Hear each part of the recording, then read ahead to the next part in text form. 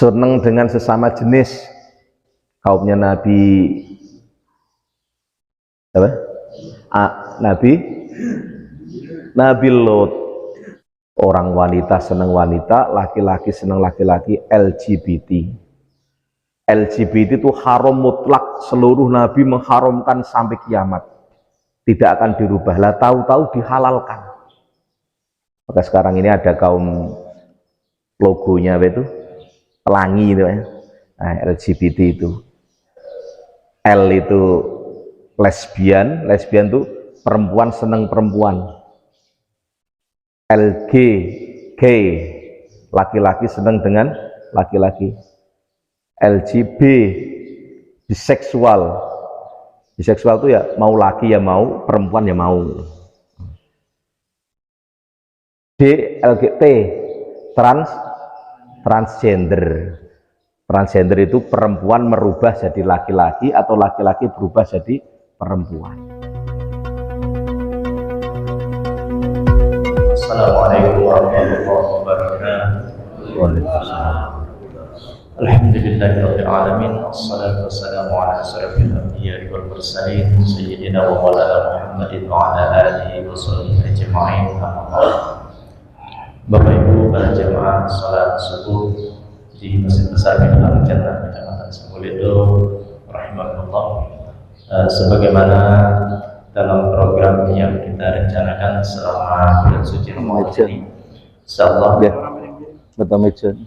kita akan melaksanakan kajian ba'da subuh setiap ahad, yang alhamdulillah untuk pada pagi hari ini, untuk ahad yang pertama di bulan suci Ramadan ini akan diisi oleh Bapak Ustadz Muhammad Effendi Khairi, sarjana agama.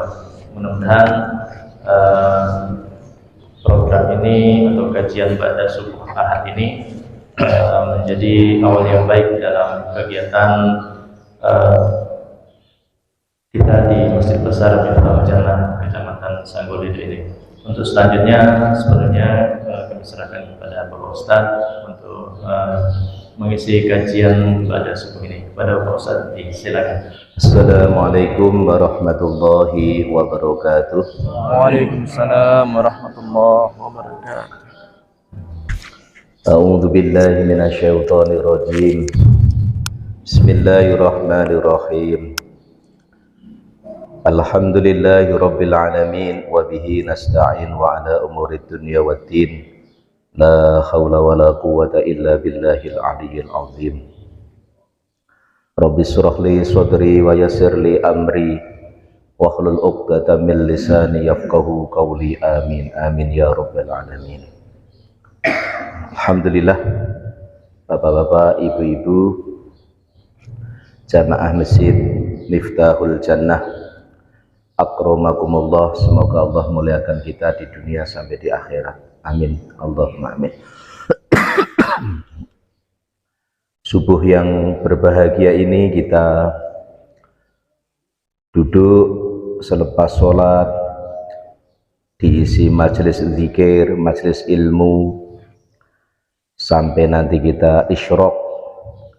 Dalam satu mafhum hadis, orang yang duduk selepas sholat dengan niat mencari ilmu, niat zikir, niat menghindari kemaksiatan di luar, sampai dia terbit matahari kemudian sholat 2 rakaat, Allah subhanahu wa ta'ala akan memberikan pahala haji dan umroh yang taman, haji umroh yang sempurna. Kalau di dalam mazhab Imam Syafi'i itu namanya sholat duha awal. Kalau dalam mazhab Imam Hanafi namanya sholat isyraq. Jadi duha itu ada duha awal, duha pertengahan, duha akhir. Duha awal dapat pahala haji umroh sempurna. Duha pertengahan jam 9, jam 8, jam 9, fadilahnya memudahkan jalbu rizki, melancarkan rezeki. Rezeki tidak hanya duit, termasuk hati yang tenang, punya tetangga yang bagus, anak yang mudah diatur, istri yang tidak Istri yang mengenakkan hati, suami yang mengenakkan hati, itu juga termasuk rezeki. Punya tetangga yang tidak ngecewakan, karena banyak juga tetangga yang punya ayam, beraknya di teras terus. Tidak punya ayam, bersihkan tainya terus. Makanya sampai ada orang nulis surat, wahai tetanggaku, kalau nanti ayammu tidak ada, jangan dicari. Itu adalah upah bersihkan tainya terus. Hilang akhirnya. Jalbu rizki, memudahkan rezeki. Lah kalau yang duha akhir, itu adalah tadfa'ul bala, penghilang balak dan musibah. Ada fadilah-fadilahnya. Makanya kalau ada orang kok nyari duit terus tungkus lumus siang malam kok duitnya tidak ngumpul-ngumpul, itu salah satunya kata ulama karena dia tidak duha. Karena kalau duha itu akan mengumpulkan kekayaan zahir maupun kekayaan batin. Itu dengan duha. Kok begitu? Ya karena Nabi ngajarkan duha itu jalbur rizki, pembuka pintu rizki, pembuka pintu-pintu langit agar Allah memberikan kekayaan dalam hati kepada seseorang. Maka alhamdulillah Bapak-bapak, di pagi hari ini kita akan ngaji sedikit tentang kitab Sulam Taufik. Ini kitab membahas tentang akidah, membahas tentang fikih. Kitabnya kecil tapi isinya itu padat. Bismillahirrahmanirrahim. Faslun fima yuqi'u firridati. Ini fasal fima yuqi'u firridati yang membahas perkara yang menyebabkan seorang jadi murtad. Yajibu ala kulli muslimin, diwajibkan setiap orang muslim, hifdzu islamihi, menjaga Islamnya, wasaunihi, dan menjaga juga amma yufsiduhu, dari perkara-perkara yang merusak, wa yubtilu, dan yang membatalkan, huwa yaqta'uhu, yaitu yang memutuskan Islamnya, wa huwa ar-riddatu, yaitu yang namanya murtad. Wal a'yadzu billahi ta'ala, kita berlindung kepada Allah Subhanahu wa ta'ala.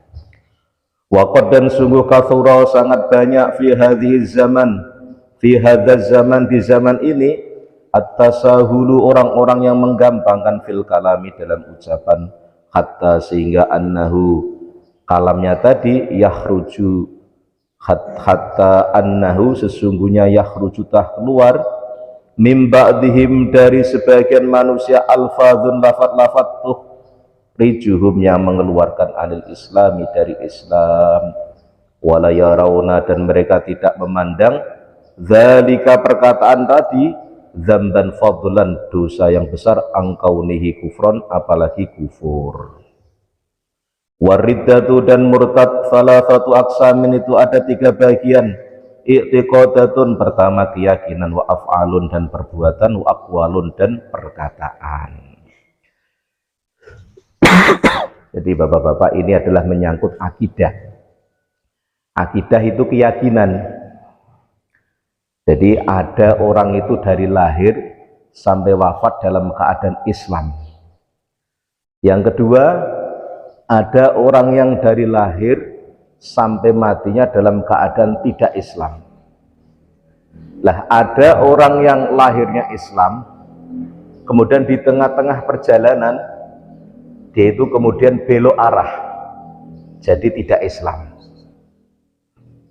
Lah, perkara yang menyebabkan seseorang itu tidak Islam itu ada 3. Yang pertama di hati, keyakinan. Yang kedua di mulut. Yang ketiga adalah perbuatan. Jadi riddah itu perbuatannya, murtad itu orangnya. Perbuatan riddah menyebabkan seseorang murtad.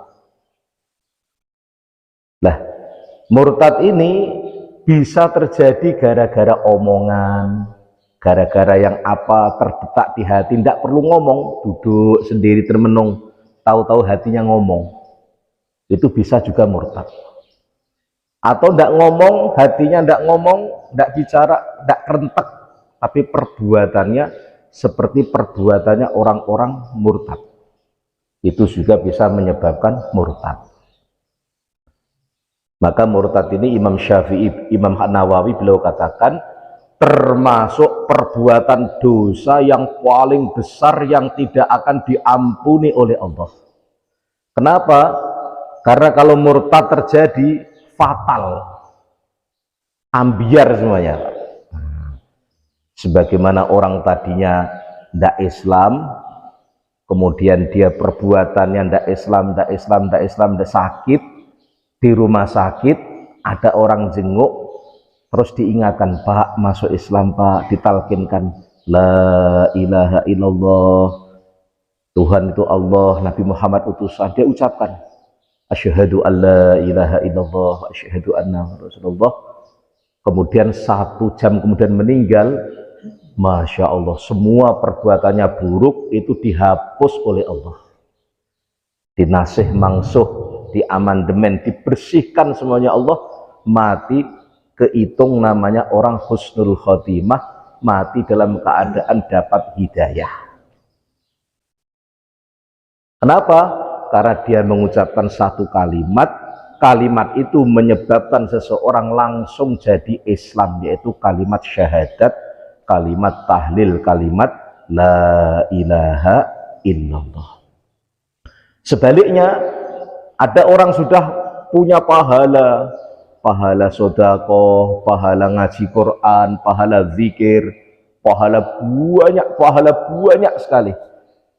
Tiba-tiba di akhir hayatnya ada satu perkataan yang menyebabkan perkataan itu murtad, pahala mulai dia akil balik sampai tua dihapus oleh Allah Subhanahu wa Ta'ala, dibusek, di stip, dihapus, mati dalam keadaan su'ul khotimah, buruk, mati kufur karena mengucapkan satu perkataan yang perkataan tadi menyebabkan orang itu riddah, langsung murtad di hadapan Allah. Ini pembahasannya panjang. Salah satunya apa? Lesan. Tiba-tiba ngomong, Allah ini punya anak. Ini contohnya. Allah punya anak, perkataan bisa menyebabkan murtad. Dalam Islam, qul huwallahu ahad, Allahus somad, lam yalid walam yulad walam yakul lahu kufuwan ahad. Allah tidak beranak dan tidak diperanakkan. Allah ini punya anak, Allah ini punya bini. Diucapkan, ini perkataan yang bisa menyebabkan murtad. Makanya tadi disampaikan di akhir zaman, waqad kafura, dan sungguh banyak fi hadzal zaman, di zaman akhir ini, at-tasahulu, orang yang menggampangkan lesannya, sehingga lesannya tadi tidak dikira itu tidak fatal, padahal bisa menyebabkan imannya itu batal. Sholat ada rukun, ada batalnya. Wudhu ada rukun, ada batalnya. Kalau orang wudhu kemudian ngentut, batal wudhu lagi. Sholat begitu juga, dalam madzhab Imam Syafi'i ngomong lebih 3 gerakan, 3 ucapan, batal. Dalam madzhab Syafi'i sholat melompat-lompat, batal. Maka batal, sholatnya tidak sah, diiadah, diulang lagi. Iman begitu juga. Maka iman ini ada perkara-perkara yang membatalkan. Kalau perkara itu sudah batal, maka wajib syahadat kembali.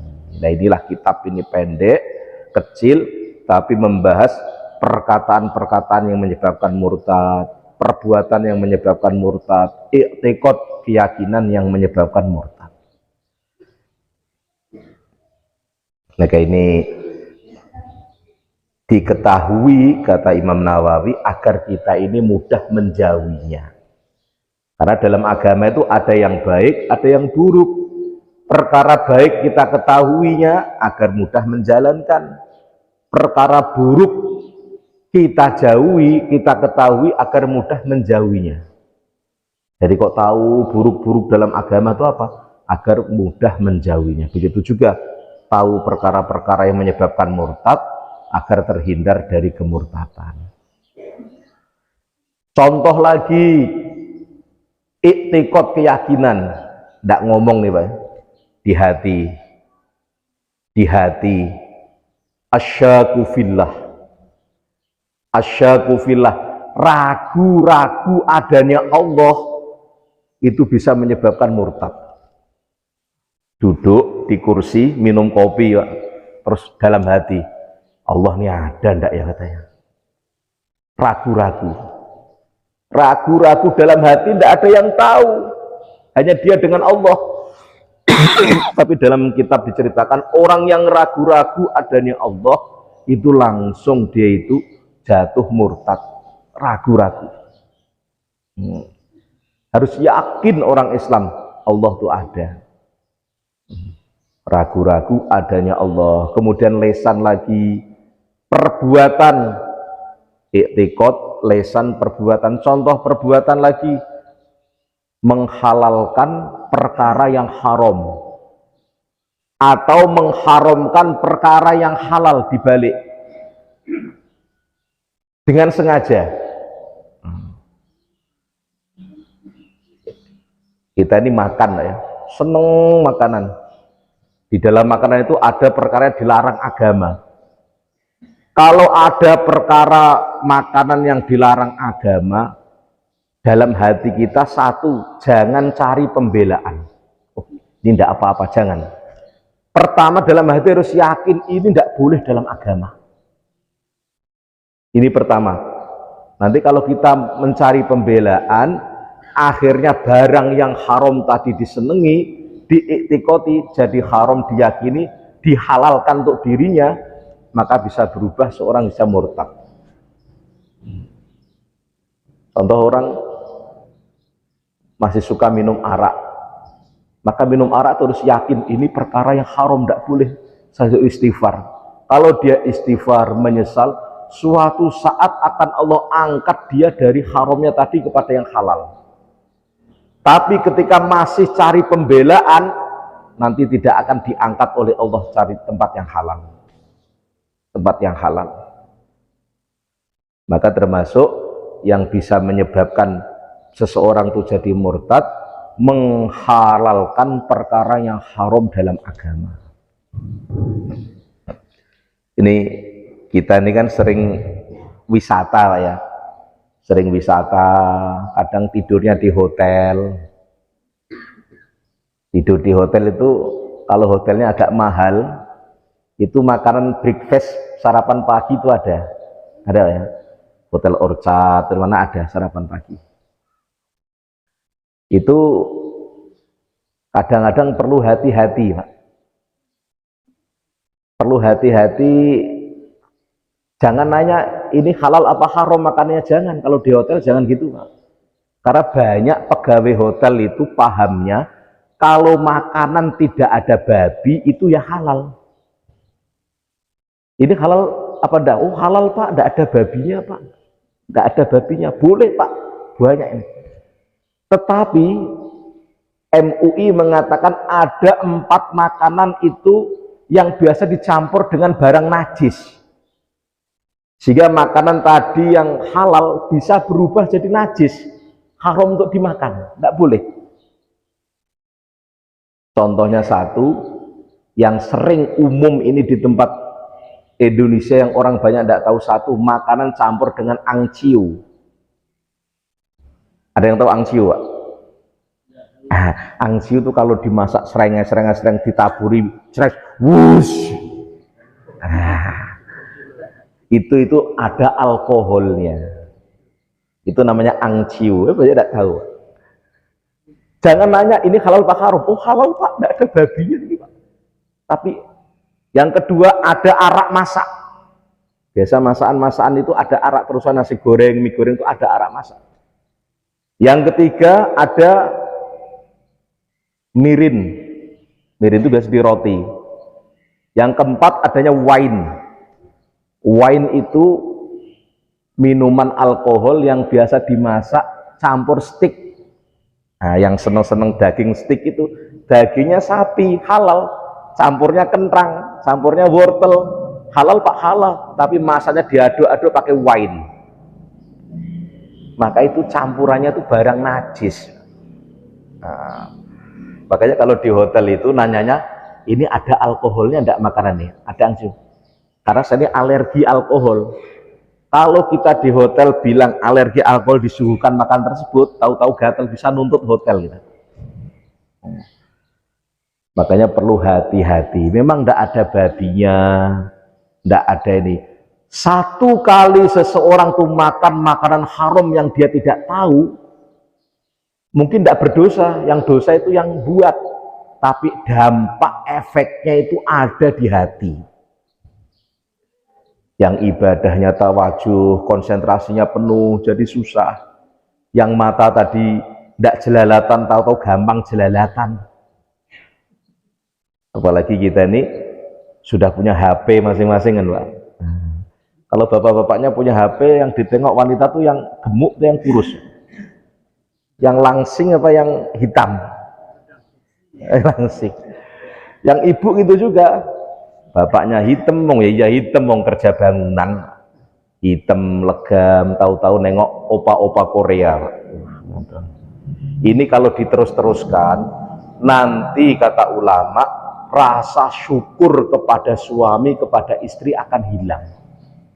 Rasa syukurnya.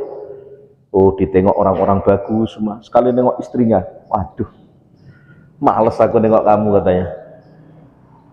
Dulu langsing, sekarang udah gembrot, udah gemul ya, gembrot. Dia tiap malam ngasih baking soda, gembrot. Suaminya pun gitu. Nah, makanya nengok wanita lain, laki-laki lain dengan syahwat maupun sering-sering itu nanti akan mengurangi rasa syukur kepada suami dan kepada istri. Kepada suami dan kepada istri. Anggap suami itu yang terbaik, hadiah dari Allah.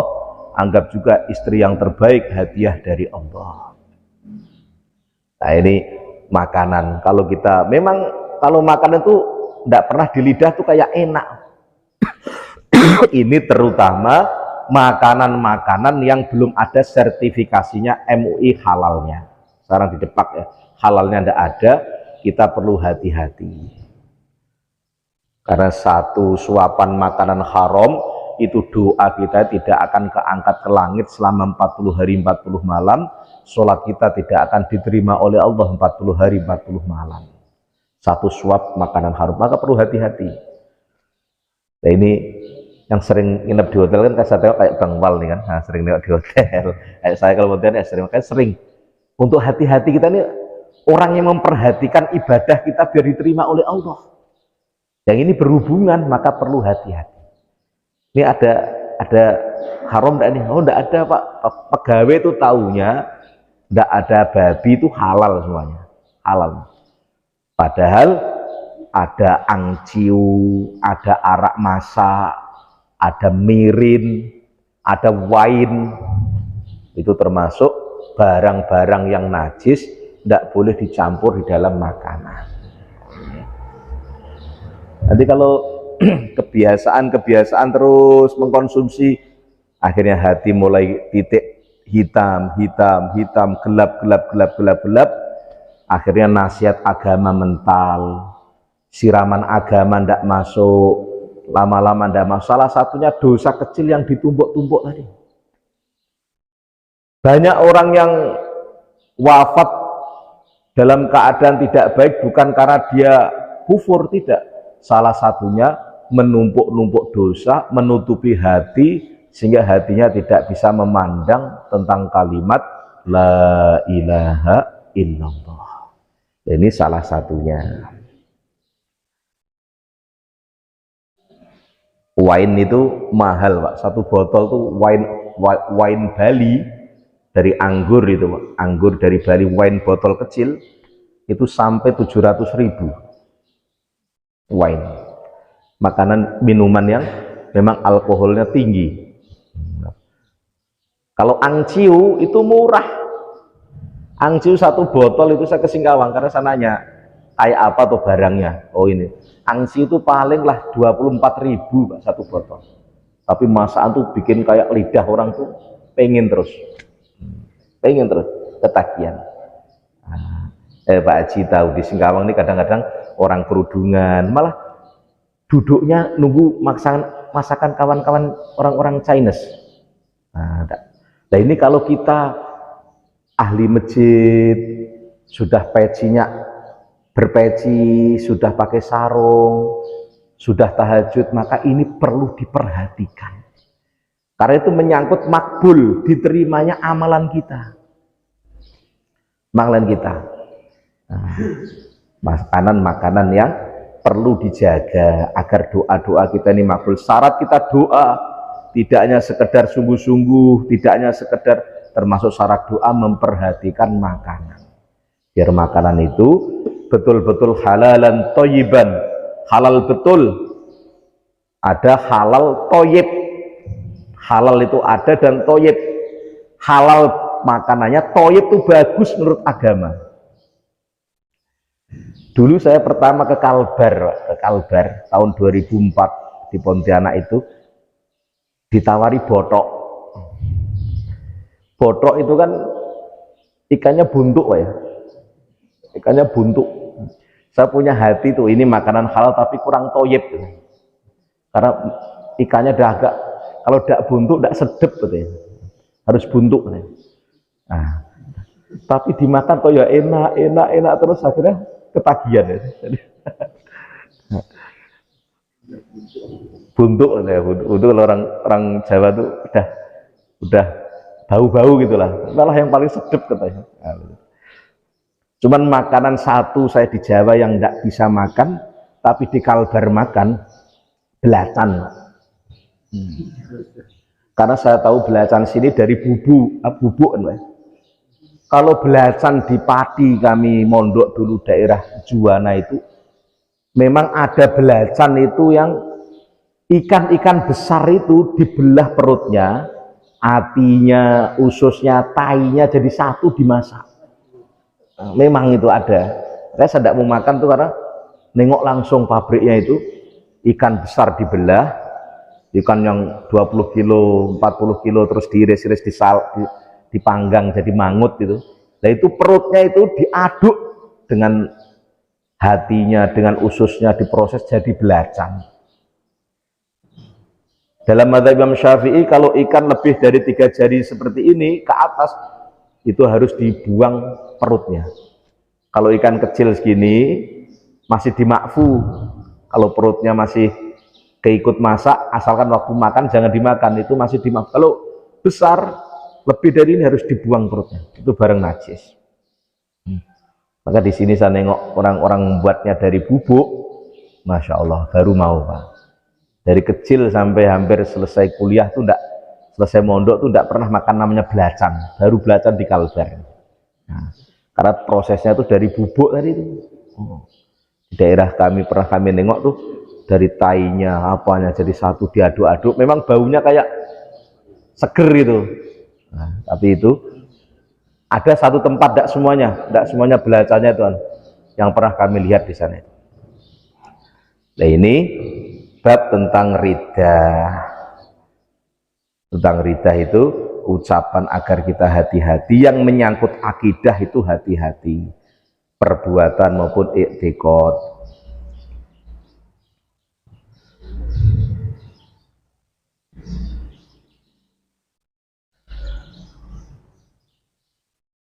Au halala atau menghalalkan muharraman perkara yang telah diharamkan oleh Allah bil ijma'i dengan kesepakatan para ulama, makluman yang wajib diketahui, minat dini dari agama, bil darurati mimma la yakhfa alaih, kazina seperti zina, wal liwati dan liwat, wal qatli dan membunuh, termasuk yang bisa menyebabkan seseorang murtad itu menghalalkan perkara yang diharamkan agama seperti zina.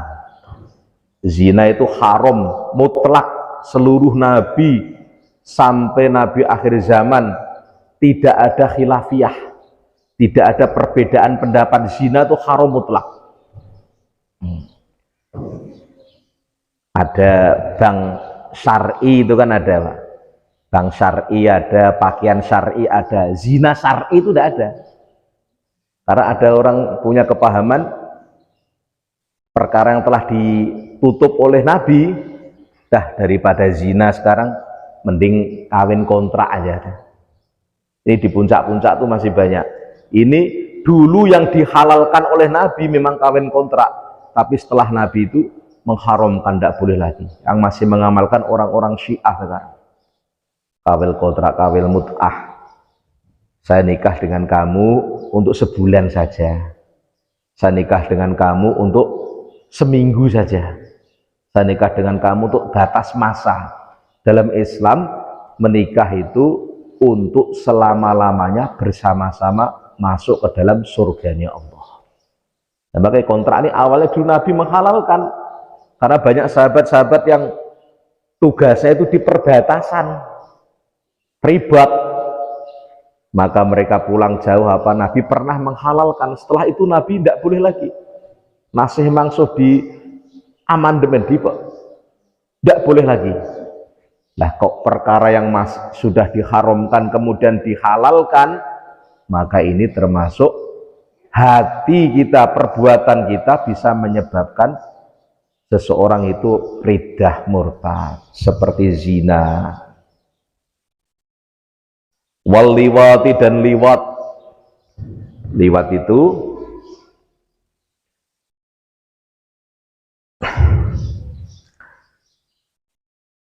senang dengan sesama jenis.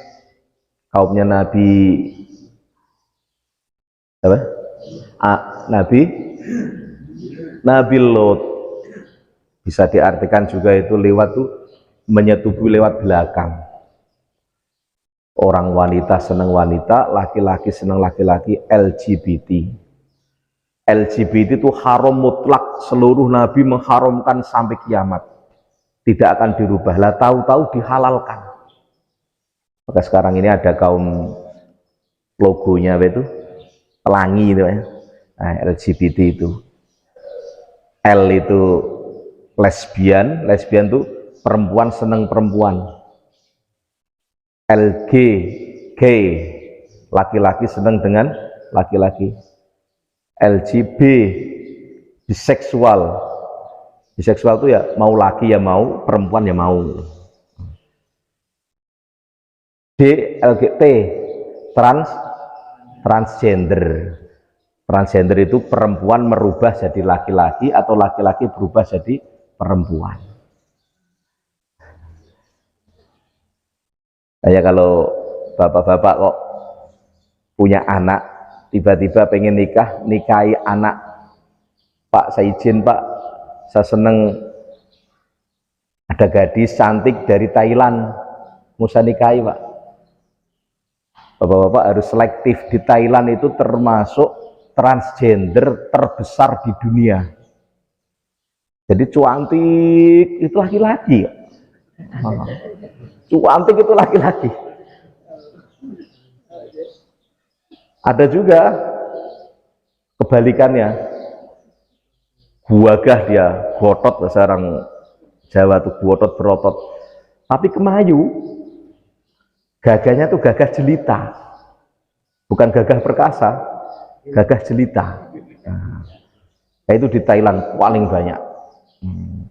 Maka dari survei itu hampir malah 10% dari penduduk di Thailand itu transgender. Karena apa? Karena operasi di sana murah. Kalau Korea ini kan mahal, operasinya mahal. Kalau di Thailand itu murah. Sehingga itu transgender itu di sana dihalalkan karena negara Buddha. Dalam Islam, LGBT itu MUI sudah berkali-kali buat fatwa, itu perkara yang dilarang oleh agama. Apa itu tidak melanggar hak asasi manusia, Pak? Enggak. Tetap Islam itu menghormati hak asasi manusianya. Tetap orangnya itu dihormati. Cuman orientasi seksualnya itu yang dirubah. Orientasinya. Maka di Indonesia belum boleh nikah sesama jenis, tapi di luar negeri sudah ada yang boleh. Nah, di Indonesia tetap diharamkan, tidak boleh. Dalam Al-Quran pun sudah tiba-tiba kok merubah tadi itu yang haram berusaha dihalalkan, maka perbuatan seperti ini bisa menyebabkan seseorang itu murtad. Kenapa? Itu adalah melanggar perintah-perintah Allah yang qat'i, yang nasnya itu sudah paten, tidak lagi bisa digugat. Kaumnya Nabi Lot itu jadi pelajaran untuk kita, kaum Sadum. Kalau orang kita mengatakan kaum Sodom, kaum Gomoroh, itu laki-laki senang laki-laki, perempuan senang perempuan, puncak-puncaknya maksiat mereka di malam hari. Sudah didatangi Nabi, tidak mau, ditawarkan anak gadisnya, laki-laki tidak mau. Malam harinya puncak-puncak maksiat, tiba-tiba Allah kasih azab, buminya dibalik oleh Allah. Semua dimatikan oleh Allah, terus jadilah laut mati dari itu.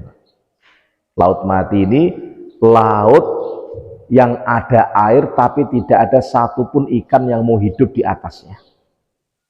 Asbab apa?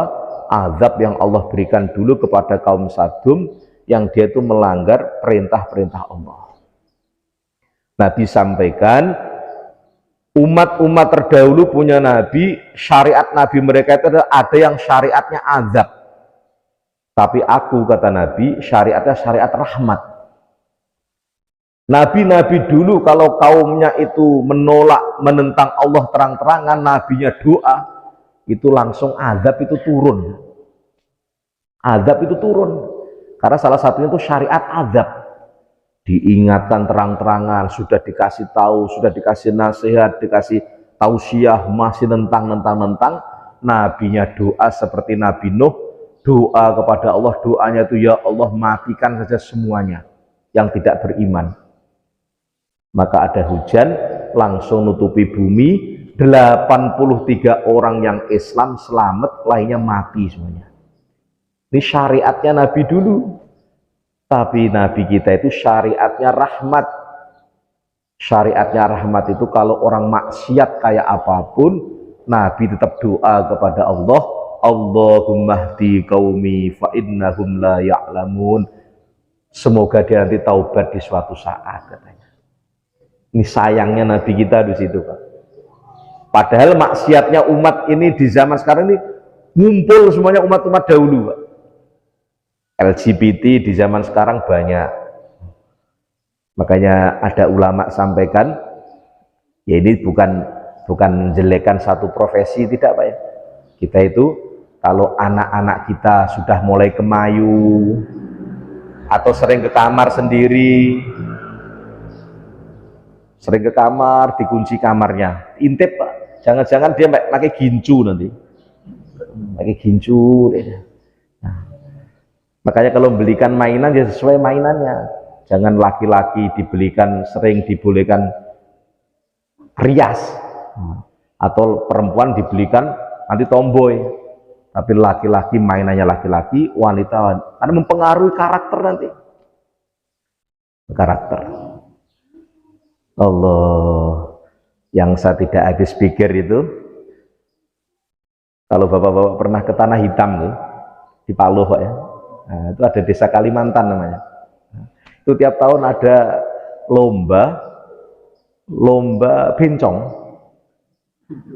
tarik tambang, itu bencong semua. Padahal itu mantan kerja PT, Pak. Kerja PT, kakinya keker, banyak kena murbautnya banyak itu, Pak. Tapi kok jadi bencong. Itu rasa sekali nengok, Masya Allah, di zaman Pak Satono sudah mulai ditiadakan. Itu karena pengaruh lingkungan. Nah, itu perkara yang termasuk dilarang dalam agama. Itu jangan dibiarkan.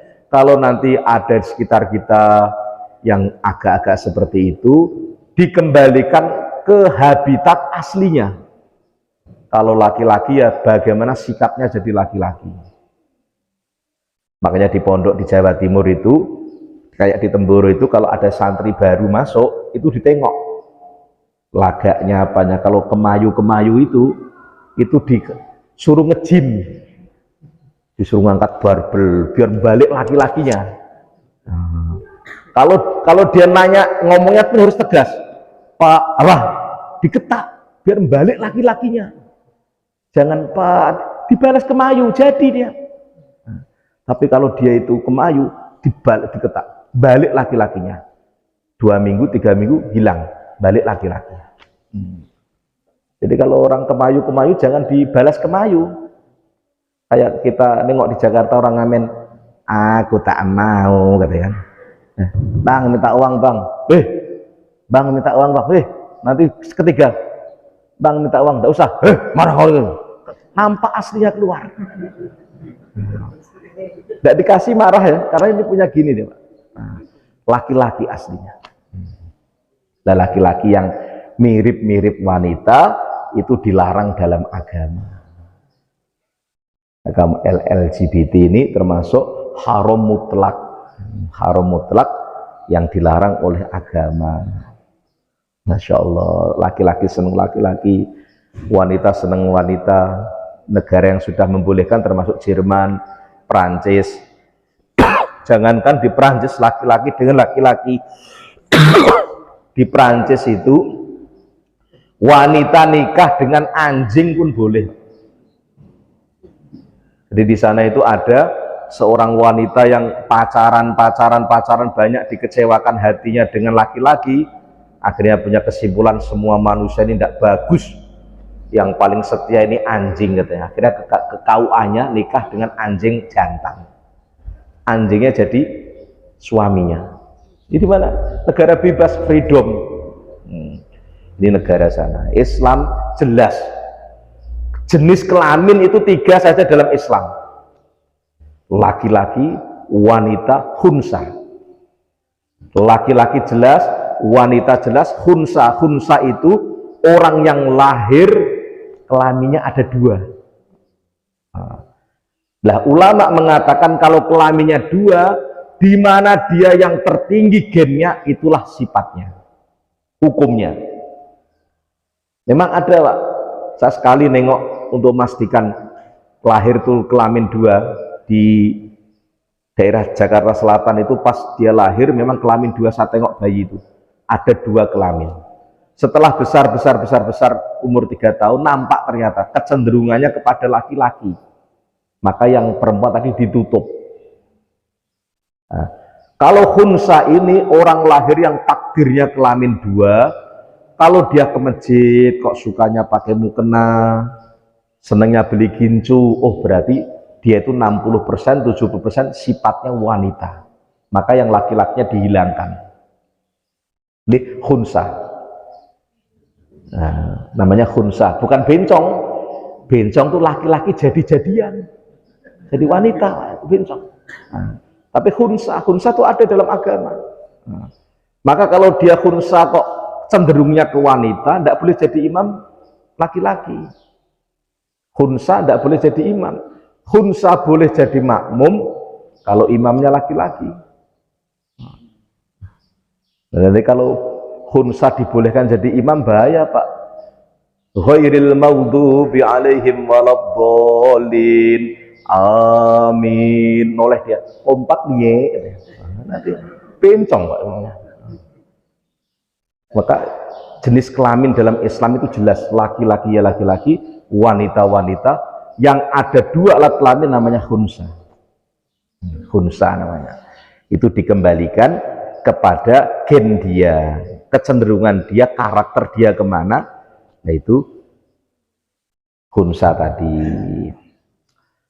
Wal qatli, dan membunuh itu haram, tahu-tahu menghalalkan. Tidak apa-apalah kita bunuh. Kalau orang kok sudah terlanjur membunuh, apa yang dia perbuat, 1, dia menyesal, jangan pembelaan ini halal. Oh saya menyesal, salah ini, minta ampun pada Allah, minta halalnya. Wasariqati, dan mencuri itu haram, dengan dalih apapun tidak boleh namanya mencuri. Jadi mencuri Pak, tidak apa-apa, niatnya untuk masjid. Maka hisab di akhirat itu 2, urusan harta itu 2, dari mana kamu dapatkan dan kemana kamu belanjakan. Dapatnya harus halal, belanjanya juga halal. Tidak apa-apa Pak, saya korupsi ngambil duit, masjid ini belum jadi untuk bangun masjid. Nah, nanti kalau seperti itu semuanya orang punya kepahaman, habis duit negara Pak. Alasannya untuk panti asuhan, untuk masjid, untuk musola, untuk ini semuanya. Makanya ada pondok pesantren. Ini saya ceritakan pondok kami ya. Pondok kami itu dilarang buat rekening. Karena ini pondok cabang seluruh Indonesia kan ada. Ternyata ada kejadian di Jambi dulu ada anggota dewan itu yang ya katakanlah korupsi, duitnya ditransfer ke rekening pondok. Pondok-pondok itu dikasih sikit-sikit gitu lah sebenarnya. Lah waktu sidang itu laporan, duit kamu kemana? Saya kasihkan ke pondok ini pak katanya. Ke pondok ini pak. Malunya luar biasa pimpinan pondok. Ternyata itu untuk menutupi korupsi dia, biar bagus tuh pondok-pondok dikasih rekening, dikirimi duit. Maka kalau ngasih pribadi dikasihkan, itu ada yang seperti itu, pinter itu. Biar korupsinya itu nampak bagus itu. Maka pondok-pondok korupsinya banyak miliaran, pondok itu hanya dikirimi 5 juta pak. Tapi untuk nutupi malunya tadi, pondok-pondok dikirimi semuanya. Ini pak buktinya, pondoknya keseret. Di Jambi dulu ada seperti itu. Maka mencuri itu hukumnya adalah haram, tidak boleh kita halalkan. Wal ghosbi dan ghosab. Ghosab itu memakai barang orang lain tanpa izin, niatnya mengembalikan, itu pun tidak boleh. Masya Allah, Masya Allah, ini bulan Ramadan, ini bulan yang termasuk hati-hati umat Islam itu dilembutkan oleh Allah. Maka itu dalam kitab Majarobeh diceritakan ada satu hadis Nabi pernah bersabda, ya ad-du'a'u bainal adhani wal iqamati la yurad. Nabi sabdakan, orang yang doa di antara azan dan iqamat la yurad, doanya tidak tertolak. Makanya kalau kita dengar azan, selesai azan ada waktu doa pada Allah, ya Allah, ya Allah. Termasuk ini adalah doa yang dikabulkan oleh Allah. Ibnu Abbas bertanya, ya Rasulullah, kalau doa itu dikabulkan oleh Allah, kira-kira itu kata-kata doa apa yang terbaik yang aku mintakan pada Allah? Maka Nabi katakan, salimullah al-afa wal-afiyah fid dunya wal akhirah. Mintalah kepada Allah ampunan dan afiah, keselamatan fid dini wad dunya wal akhirah, di dunia dan di akhirat. Imam Suyuti menambah, termasuk doa yang terbaik itu Allahumma inni as'alukal afiyah wa tamamal afiyah wa dawamal afiyah wa syukra alal afiyah. Doa minta afiyah. Afiyah itu keselamatan. Kebalikan afiyah itu musibah. Maka afiyah itu nampaknya sepele, tapi itu penting dalam hidupnya. Kalau orang itu tidak selamat, ambiar semuanya. Ambiar semuanya. Itu saya kemarin kan ngisi di Auri pak ya. Di Auri Pak Pujo, pimpinannya itu orang Jember, itu cerita. Yang sekarang disidang setelah Sambo ini kan ada jenderal. Itu jenderal terkaya di Indonesia, termasuk ratusan miliar hartanya. Itu kalau jenderal itu datang, semua orang minta salaman. Kalau salaman itu nanti terus yang belakang ngasih amplop. Orang kaya, memang perusahaannya banyak, tapi kesandung sedikit aja. Gara-gara sabu 1 kilo yang 400 juta, uangnya ratusan miliar. Itu namanya tidak selamat. Orang kesandung tuh dengan batu apa dengan kerikil? Kesandung ya dengan barang kecil. Kalau dibandingkan duitnya ratusan dengan 400 juta itu tidak ada apa-apanya. Tapi namanya tidak selamat, seperti itu. Maka afiyah, minta selamat itu terus selamat. Pak, rumah kami kebakaran pak. Lah kamu selamat tidak? Selamat, alhamdulillah. Ada macam-macam, kamu selamat tidak? Selamat, alhamdulillah. Maka ulama katakan, sering-seringlah datang di 2 tempat ini biar merasakan nikmatnya syukur selamat. Yang pertama itu penjara. Penjara, Masya Allah. Di penjara itu ya bupati ada, menteri ada, ustadz pun ada. Ada tidak ustadz? Ada, ustadznya tidak selamat. Bupatinya tidak selamat, gubernurnya tidak selamat, menteri agama dulu pun pernah tidak selamat. Maka selamat ini penting. Yang kedua, tempat agar mensyukuri nikmat selamat itu di rumah sakit. Ya Allah, kalau kita nengok di rumah sakit ada orang tangannya pedot, tangannya putus, alhamdulillah tanganku masih ada, nikmatnya selamat. Maka Imam Suyuti ngajarkan, Allahumma inni as'alukal afiyah, ya Allah, mintalah selamat, afiyah, keselamatan. Wa dawamal afiyah, selamat yang kontinu. Wa tamamal afiyah, selamat yang sempurna. Wa syukra alal afiyah, dan mulut lisan ini bisa syukur nikmat selamat. Jadi termasuk doa yang harus sering kita baca. Kadang kita ini kesenggol motor tapi selamat, apa-apa selamat, maka minta selamat. Kalau orang itu tidak selamat, semuanya itu jadi hancur, hilang semuanya. Maka minta doanya selalu, termasuk bulan Ramadan ini. Semoga Allah Subhanahu wa Ta'ala selamatkan kita, lesan kita, tangan kita, kaki kita, harta kita, keluarga kita, kawan-kawan kita, semuanya di dunia sampai di akhirat. Amin. Allahumma amin. Al-Fatihah. Iya, Allahumma sholli ala Sayyidina Muhammadin wa ala Sayyidina Muhammad fil alamin innaka Hamidum Majid. Allahumma ihtim lana bil iman, Allahumma ihtim lana bil Islam, Allahumma ihtim lana bi husnil khatimah, Allahumma ba'idna min su'il khatimah, Allahumma inni as'aluka al-afiyah, Allahumma inna nas'aluka al-afiyah wa tamamal afiyah wa dawamal afiyah wa syukru 'alal afiyah. Ya Hayyu ya Qayyum bi rahmatika nastaghits, ya Hayyu ya Qayyum ya badi'as samawati wal ard, ya Malikal mulki ya dzal jalali wal ikram. Allahumma zidna wa la tanqusna, Allahumma innaka afuwwun karim tuhibbul afwa fa'fu anna. Allahumma inna nas'aluka ridhaka wal jannah wa na'udzubika min sakhatika wan nar. Rabbana hab lana min azwajina wa dhurriyyatina qurrata a'yun waj'alna lil muttaqina imama. Rabbana atina fid dunya hasanah wa fil akhirati hasanah wa qina adzabannar. Rabbi habli minas sholihin, Rabbi habli minas sholihin. Wa sallallahu ala sayyidina Muhammadin walhamdulillahi rabbil alamin. Demikianlah Bapak-bapak pengajian kita akad subuh ini. Semoga barokah, manfaat untuk saya pribadi, untuk kita semuanya, dan pertemuan kita dihitung oleh Allah pertemuan wa ta'awanu 'alal birri wa taqwa, duduk untuk mencari ilmu, sehingga duduk bersama-sama di sini akhirnya duduk bersama-sama di surganya Allah. Amin. Allahumma subhanallah bihamdihi, subhanakallahumma bihamdika, asyhadu an la ilaha illa anta, astaghfiruka wa atubu ilaik. Assalamualaikum warahmatullahi wabarakatuh.